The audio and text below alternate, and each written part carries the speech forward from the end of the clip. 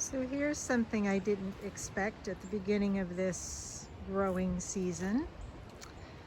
The new neighbors in that house, it's under contract right now. There were two huge, about up to here, trees. They weren't as, they didn't have the girth that the pine, the dropping limbs pine that was here. They didn't have the same girth, but there were two of them, and they were probably about the same. They probably went up to about there. One was a white oak, I believe, and the other a tulip poplar. And then there was also a smaller but tall, about up to here, wild cherry, and they took them out. I have a feeling it was because, sorry if it's gonna be a lot of wind noise. I have a feeling it was because they were so close to the house. The tree guy said that they were breaking up the foundation, so he even ground the stumps and all that. So they were like probably about 5 feet from the house. So both of those came down, and now I have this much more light that is going to be coming onto the garden. Usually in the summertime, the path of the sun, so in the wintertime it rises about over there. In the summertime it rises there. So we'll go up, up, up. Sorry if I'm making you dizzy.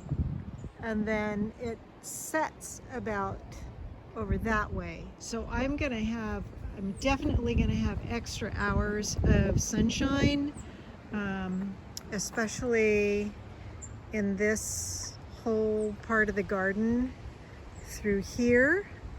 That's going to mean the apricot, the persimmon, the plum, the bush cherry, the pomegranate, the yuzu, the elder. Those are all going to have probably at least a few more hours of sunshine a day. And it will be really interesting to see how that affects their growth. This persimmon it's a little bit, I don't want to say spindly. I don't want to hurt your feelings or anything, but yeah, so maybe it'll get more leaf on it. I don't know. Here's the little blossom buds. They've gotten bigger than they did last year. The other bonus is the guy had to use asked if he could use my driveway because he had a bucket truck to get up there. So I got some more wood chips. Yay!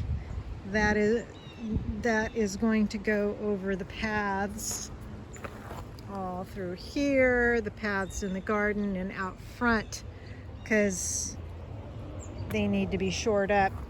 So I got those, and he cut up these for me because these had landed in here. Thankfully, thankfully he missed my serviceberry when he was dropping the branches. So also my hazelnut, the wineberries are okay in shade, but they'll get more sun too. And the serviceberry will have more sun. This side will always be a little bit shady, just because of the location. So this is all going to get more sun too. But I've also got nice logs for kindling, or I may try and see. He told me that oak isn't good for growing mushrooms, but I'm gonna look it up. He was talking about oyster mushrooms. I have to see what it says for shiitake. He said tulip poplar, or poplar was better, tulip poplar, which is one of the ones they took down, but I can't tell by looking at those what is what. But anyway, if nothing else, I'll have kindling. And while I'm out here, let's see, I'm not sure I showed that I've got my tomatoes in. So it was like really warm yesterday. I took their little tops off of them. So what do we got? We've got 2 black cherry. We've got the coyote. We've got the red Pisa. Those are my apricot seedlings. And these are the leftovers that I potted up. I've already given away several of them. And I've got more potting soil in here for, I don't know. I might start my cucumbers and squash inside in there. And over here, I planted some basil the other day, purple basil and green basil. My peppers, the hot peppers are almost ready to go out. I've got 2 jalapeno and 3 jalapeno and 2 ancho. So I don't know, I'll be dividing them up around here. I got in all the flowers that I had inside. Still need to do some thinning with the poppies. I want to pick some mugwort. I want to make more mugwort tincture, so I want to get some of this up. And in here,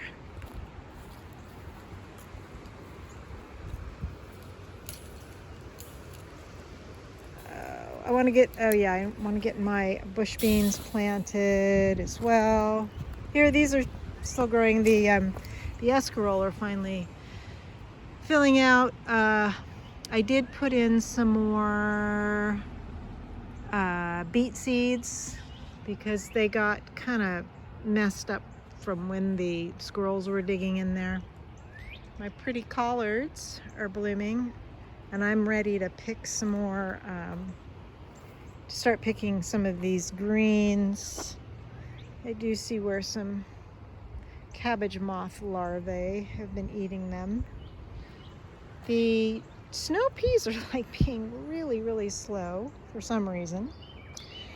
I gotta start picking my lettuce and some chard. So I put in some basil around here and then realized I had also planted some more radishes in here. But let's see, these 2 are the Martian giant slicer. Those 2 are Brandywine. And then I dug up my saffron crocus because they needed to be sort of divided anyway. So I dug them up. I'm letting them dry out. I will find a different place to plant them come about August, I think is when I need to put them in. So this is a Brandywine, and that's a Martian giant slicer as well. Cucumbers are going to go in here. Trombacino are going to go there. I tried to get some more oats planted here because the birds ate all the oat seed. But the buckwheat's doing well. And I think the Lesia peppers might go in there. I've also got a couple of Ashe County pimento. Anyway, and cucumbers are going to go in here if I didn't already say that. Raspberries are doing pretty well. They are getting some blossom buds on them. Yeah, so that's what's going on.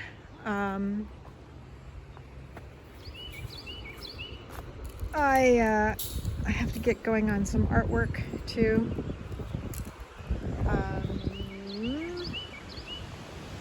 We had a good thunderstorm last night, and now it's windy. I think it's going to be cooler for a couple days before it gets warmer again.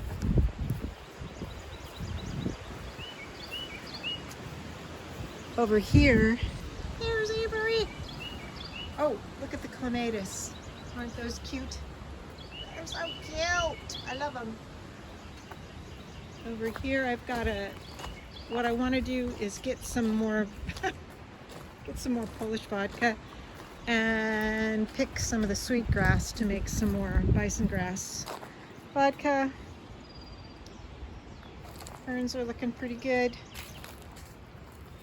The peonies are getting buds on them. The lily of the valley are starting to bloom.